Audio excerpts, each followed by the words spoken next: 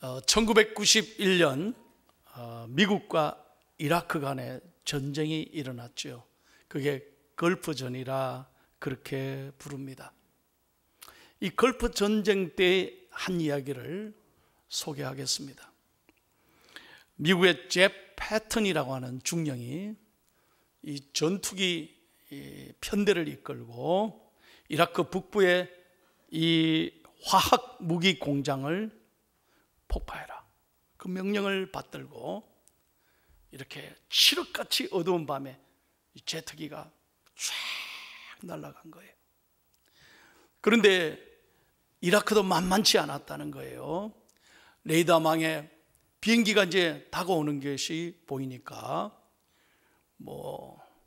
가만히 있을 수가 없죠. 그래서 마치 비가 쏟아지듯 하늘 향해서 엄청나게 미사일을 쏘아 올린 거예요. 그때 이제 미국의 비행기들이 더러 많은 피해를 입었다고 그래요. 그때 이 잽 패턴 비행기가 레이더망을 피하다가 어려움을 겪으면서 이 패턴 중령은 엄청난 미사일 소리에 이 세반고리관을 잃게 됩니다. 그러니까 중심을 못 잡는 거예요. 그리고 방향 감각을 잃는 거예요. 더 문제는 뭐냐? 자기 생각에는 비행기가 오른쪽으로 기울면서 상승하는 것 같은데 계기판을 보니까요, 비행기가 급속도로 하강하고 있는 거예요. 자신의 경험과 느낌으로는 비행기가 올라가고 있는데 계기판에는 비행기가 하강하고로 되어 있는 거예요. 이 절대적인 순간에 무엇을 의지해야 되느냐는 거예요. 자기 느낌이나 경험으로 대처해야 되느냐, 아니면 계기판이 지시하는 대로 지금 비행기가 내려가고 있으니까 빨리 핸들을 잡고 솟아올라야 되느냐, 이 순간에 목숨이 달린 거예요. 그때 이분은 결정했어요. 자신의 경험이 아니라, 자신의 기분이나 감정이나 판단이 아니라 계기판을 신뢰하자. 그래서 믿고, 여러분 생각해 보세요. 칠흑같이 어두운 밤에 뭐를 볼 수 있겠어요? 그리고 비행기가 흔들리는데, 그래서 오직 계기판을 믿고 딱 붙잡고 급속도로 비행기를 올렸대요. 근데 참 놀라운 것은 이라크 산 700m 앞에 두고 비행기가 쫙 올라가면서 극적으로 목숨을 구했다는 거예요. 제가 왜 이 이야기를 여러분께 전해드리느냐, 설교를 준비하면서 던지고 싶은 질문이 바로 이겁니다. 여러분은 무엇을 믿고 있습니까? 믿느냐 안 믿느냐보다 더욱 중요한 것은 무엇을 믿느냐 하는 거예요. 무엇을 믿고 있습니까? 여러분, 진정한 믿음이란 뭡니까? 자신의 경험이나 자신의 생각이나 자신의 지식이나 자신의 고집을 의지하는 게 아닙니다. 오직 건강한 믿음이란 우리의 말씀의 표대가 되는 이 성경을 중심으로 예수 그리스도를 따라서 신뢰하고 믿는 믿음이 바로 올바른 믿음인 줄로 믿습니다. 여러분, 교회 몇 년 다니냐가 중요한 게 아니라니까요. 중앙교회 몇 년 됐습니까? 이게 중요한 게 아니에요. 내 직분이 뭡니까? 직분이 중요한 게 아니에요. 직분은 섬기라고 하나님이 주시는 거지, 폼 잡으라고 주시는 게 아니잖아요. 내가 오늘 하나님 앞에서 어떻게 서 있느냐, 어떤 믿음을 유지하고 있느냐, 이것이 중요한 문제라는 거예요. 오늘 성경에 보면 예수님과 세 제자 베드로, 요한, 야고보가 산에 올라가셨어요. 그리고 산에서 내려오는데 산 밑이 시끄러운 거예요. 무슨 일이 일어났습니까? 귀신 들린 아이를 한 아버지가 데리고 왔어. 예수님을 만나기를 원했는데 예수님은 안 계시니까 제자들에게 부탁했어요. 내 아이를 고쳐달라고. 그런데 제자들이 고칠 수가 없었어요. 예수님이 이미 제자들에게 귀신을 쫓아내고 병을 고치는 권세를 주셨어요. 그러나 제자들은 믿음이 없었기 때문에 이 아이를 고칠 수가 없었던 거예요. 자, 이때 마침 예수님께서 산에서 내려오시자 이 아이의 아버지가 예수님께 나와 도움을 간청합니다. 선생님, 내가 선생님의 제자들에게 내쫓아달라고 하였으나 그들이 능히 못하나이다. 그럴 때 여러분, 예수님께서 제자들을 바라보시면서 뭐라고 말씀하셨습니까? 19절 말씀이 굉장히 중요한 말씀이에요. 오늘 우리에게 주시는 말씀이에요. 19절 다 같이 읽겠습니다. 시작. 대답하여 이르시되 믿음이 없는 세대요, 내가 얼마나 너희와 함께 있으며 얼마나 너희에게 참으리요, 그를 내게로 데려오라 하시매. 여러분, 예수님이 제자들을 보시면서 유대인들과 서기관을 보시면서 뭐라고 말씀하셨어요? 믿음이 없는 세대요. 오늘 여러분에게 진정성 있게 질문하고 싶습니다. 여러분, 하나님 앞에 오늘 어떻게 서 있습니까? 여러분이 오늘 하나님 앞에 선다면 내 믿음을 보시고 하나님이 뭐라고 말씀하시겠냐? 여러분이 정직하게 내 믿음의 상태에 대해서 여러분 한번 고백해 보십시오. 요한계시록에 보면 소아시아 7교회가 나옵니다. 그 중에 예수님으로부터 가장 책망받은 교회가 라오디게아 교회였습니다. 내 입에서 토하여 내치리라. 예수님은 너무나 화를 내시면서 질책하셨습니다. 그러면 라오디게아 교회가 처음부터 그렇게 믿음이 없는 교회였습니까? 아니었습니다. 라오디게아 교회의 창립의 역사를 보면 열심히 그들은 예수님을 믿었습니다. 초기에는 뜨거운 교회였습니다. 헌신하고 봉사하는 믿음의 사람들이었습니다. 그래서 하나님이 그들에게 축복해 주셨어요. 오늘 말하면 교회가 재정이 풍부해졌습니다. 모든 교인들이 잘 살았어요. 성경에 보니까 라오디게아 교인들은 전부 다 밍크 옷 입고 말해요. 너무너무 교인들이 잘 살았습니다. 복 받았습니다. 그래서 스스로 뭐라고 말합니까? 나는 부자라, 부족한 것이 없도다 그랬어요. 그때 예수님께서 뭐라고 책망했습니까? 요한계시록 3장 17절 다 같이 한번 성경 보겠습니다. 영상 보시고 예수님의 진단입니다. 시작. 내가 말하기를 나는 부자라 부요하며 부족한 것이 없다 하나 내 공고한 것과 가련한 것과 가난한 것과 눈먼 것과 벌거벗은 것을 알지 못하는도다. 너희들이 스스로는 부자라 부족한 것이 없다고 자랑하지만 너희 속은 텅텅 비었다는 거예요. 영적으로는 너희들이 메말랐다는 거예요. 여러분은 어떻습니까? 오늘 하나님 앞에 어떻게 서 있습니까? 제가 17년을 미국에서 지내면서요, 참 여러분 건강진단 받는 게 소원이었어요. 왜? 보험이 없으니까. 저는 한국에 와서 깜짝 놀랐어요. 이런 나라가 어디 있나? 예? 이렇게 하나님이 복을 주시고 이렇게 여러분 복지가 잘 돼 있고요. 아이고 때가 되면 문자가 쫙쫙 날라와가지고 선생님 검사 받을 시간입니다 이러고. 이런 나라가 어디 있어요 여러분? 정말 이건요 기가 막힌 하나님의 은혜예요. 제가 미국에서 살았다니까. 최고로 잘 사는 나라도요 건강보험이 없어요. 너무너무 돈이 많이 드니까 병원에 가서 검사 받는 게 소원인데 돈이 없으니까 절대로 아프지 말자, 병원 가지 말자. 이게 우리 교인들의 위로였어요. 여러분, 우리는 건강에 얼마나 예민한지 몰라요. 그래서 늘 검사받고 얼마나 좋은 환경에서 지내는지 몰라요. 그러나 여러분, 우리의 육신의 건강보다 내 영혼을 돌아볼 수 있어야 돼요. 내 믿음이 지금 하나님 앞에 어떻게 서 있는가 하는 거예요.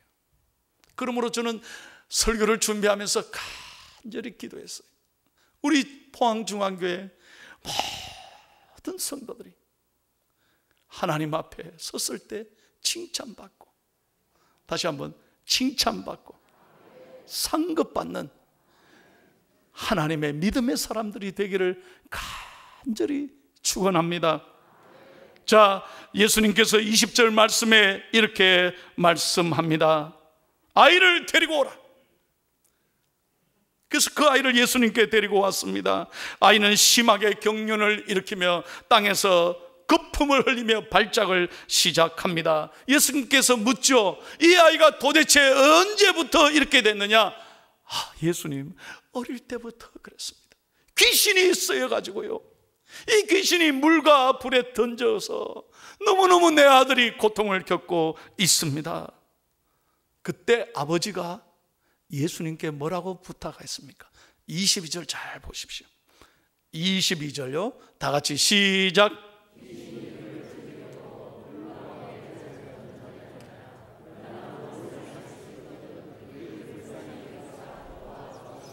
여기 성경에 잘 보세요. 아버지가 이렇게 말하는 거예요. 그러나 무엇을 하실 수 있거든. 하실 수 있거든. 여러분, 우리 신앙이 이렇게 되면 안 된다는 거예요. 기대 반, 의심 반. 오늘도 교회 나오셔서 예배 드리는데 내 몸은 이곳에 나와 있는데 내 마음은 세상에 가 있어. 절대로 그러면 안 돼. 믿음이 그러면 안 된다니까. 오늘 하나님께서 축복의 사람은, 기적의 사람은 반반의 사람이 아니에요. 오직 믿음으로 하나님 말씀 앞에 설 때 하나님이 그 사람의 중심을 보시고 역사하시는 줄로 믿습니다. 기도도 마찬가지예요. 기도하되 의심 반, 기대 반, 믿음 반, 걱정 반. 이건 안 된다는 거예요. 여러분, 야고보서 1장 6절과 7절의 말씀을 잘 읽어보세요. 오늘 우리가 기도를 어떻게 해야 되는지. 시작. 오직 믿음으로 구하고 조금 더 의심하지 말라. 의심하는 자는 마치 바람에 밀려 요동하는 바다 물결 같으니 이런 사람은 무엇이든지 주께 얻기를 생각하지 말라. 생각도 하지 말라는 거예요. 얻기를. 어떤 사람? 기도하되 의심하는 사람. 여러분 잘 들으십시오. 저한테 그럽니다. 목사님, 저는 기도를 할 줄 몰랐어. 여러분, 기도는 문장이 아니에요. 화려한 문장으로 기도하는 게 아니에요. 기도는 누가 들으라는 것으로 얘기하는 게 아니에요. 기도는 믿음으로 하나님 앞에 드리는 중심의 고백인 줄로 믿습니다. 기도는 잘 못해도 괜찮아. 그러나 믿음으로 기도해야 돼. 여러분이 아버지 한 말을 부르짖을 때도 거기에 믿음이 실려 있어야 하나님이 응답하시는 거예요. 그래서 오늘 말씀이 그거예요. 오직 주님께 나아가는 사람은 절대로 의심하지 말고 걱정하지 말고 믿음으로 온전히 순종하고 기도하라는 거예요. 제가 여러분에게 종종 이분의 말씀을 드립니다. 다시 한번 제가 오늘 소개하겠습니다. 원래는 독일 태생인데 영국에 건너가 목사님이 되고 평생을 고아들을 위해서 살았습니다. 조지 물러라고 하는 목사님이십니다. 그분은 평생 기도의 사람이었어요. 5만 번 응답받은 기도의 비밀이라는 책이 있어요. 꼭 여러분 한번 읽어보세요. 그리고 여러분에게 제가 부탁하고 싶은 게 있어요. 기도 제목이 생기면 걱정하지 말고 기도 수첩에 쓰세요. 일일이 기도 제목을 쓰십시오. 그리고 하나님께서 어떻게 역사하시는지를 기도하고 기다리고 기대하십시오. 그리고 응답받은 놀라운 역사를 여러분 날짜 쓰시고 하나님께서 어떻게 응답하셨는지를 수첩에 꼭 적어 놓으세요. 그것이 여러분의 자녀들에게, 후손들에게 물려줄 아름다운 축복의 유산인 줄로 믿습니다. 이 조지 물러 목사님은 평생 기도해서 5만 번 응답을 받았다는 거예요. 그 중에 한 스토리를 여러분에게 소개하겠습니다. 이분이 고아원을 경영했는데 돈이 있어서가 그런 거 아니에요. 하나님께서 그런 마음을 주셔서 이 가난하고 어려운 아이들을 위해서 고아원을 운영한 거예요. 하루는 고아원의 식량이, 밥이 다 떨어졌어요. 그래서 식당을 담당하는 총무가 원장님 목사님에게 올라와서 울면서 보고하는 거예요. 목사님, 오늘은 먹을 게 없어요. 어떻게 하면 좋아요? 그랬더니 목사님이 괜찮아, 걱정하지 말고 시간 되면 종치고 식당에 다 모이게 하고 음식을 그 준비할 이 그릇을 다 세팅하라고. 예? 걱정하지 말고 해. 그래서 시간 돼서 종을 쳤습니다. 아이들이 다 식당에 모입니다. 냄새가 나나요? 이상하다, 오늘 뭘 이렇게 주려고 냄새가 안 나지? 그런데 식당에 보니까 전부 다 포크, 나이프, 전부 다 스푼, 다 접시가 다 깔려져 있는 거예요.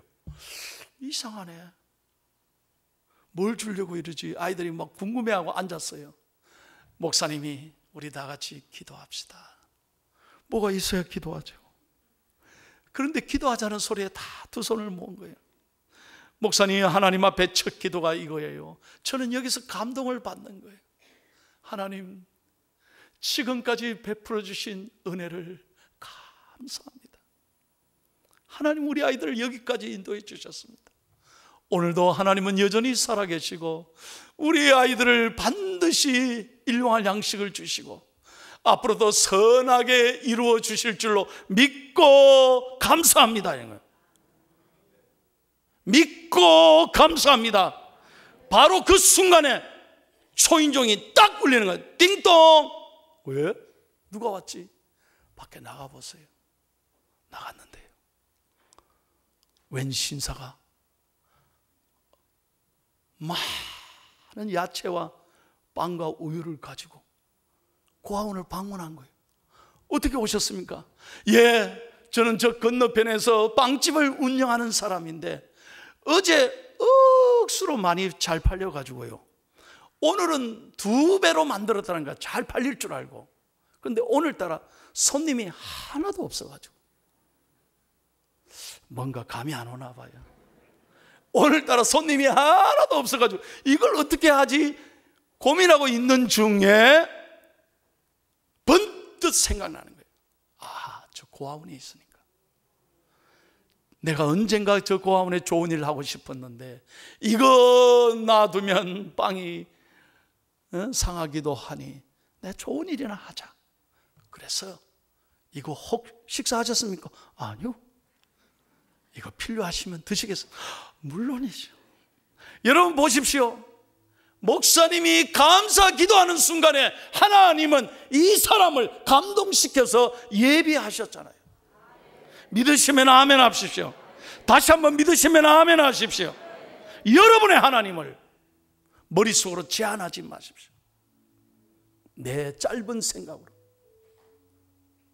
내 지식으로 하나님의 능력을 판단하지 말라는 거예요. 지난주일 마지막 찬양 생각하십니까? 그냥 부른 게 아니에요. 저는 목회하면서 이 찬양이 저의 고백이에요. 내가 기도하는 것보다, 내가 생각하는 것보다 더욱 이루어 주실 그 하나님을 찬양하는 거예요. 그 하나님을 높이는 거예요. 그러면 하나님은 반드시 우리의 기도를 들으시고 우리가 기도할 때 일하시고 역사하시는 하나님인 줄로 믿습니다. 다시 한번 믿음으로 찬양할 수 있기를 축복합니다.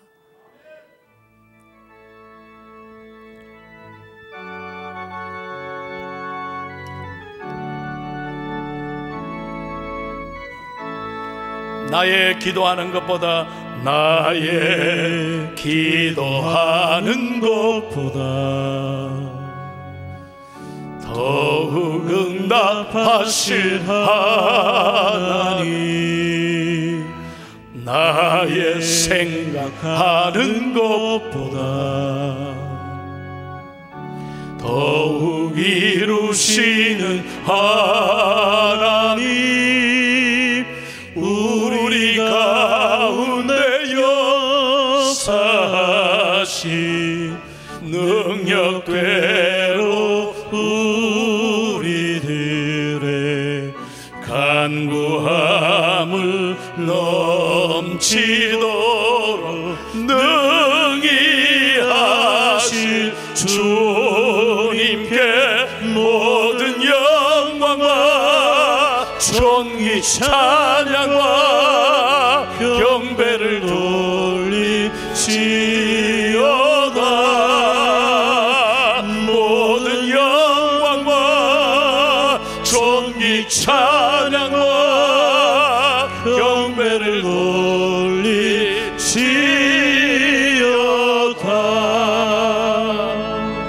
할렐루야. 반드시 우리 중앙의 성도 여러분, 내가 기도하는 것보다 생각하는 것보다 더욱 이루어 주실 그 하나님을 기대하고, 그 하나님께 기도하고, 그 하나님을 기다리는 저와 여러분이 되기를 축복합니다. 자, 보십시오. 예수님께서 먼저 이 아버지를 고치십니다. 23절 다 같이 읽겠습니다. 시작. 예수께서 이르시되 할 수 있거든이 무슨 말이냐, 믿는 자에게는 능히 하지 못할 일이 없느니라. 보십시오.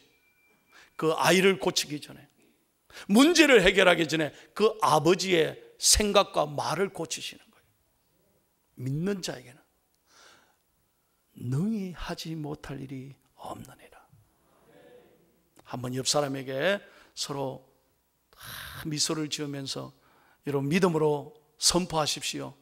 좋은 일이 많이 있을 겁니다. 시작.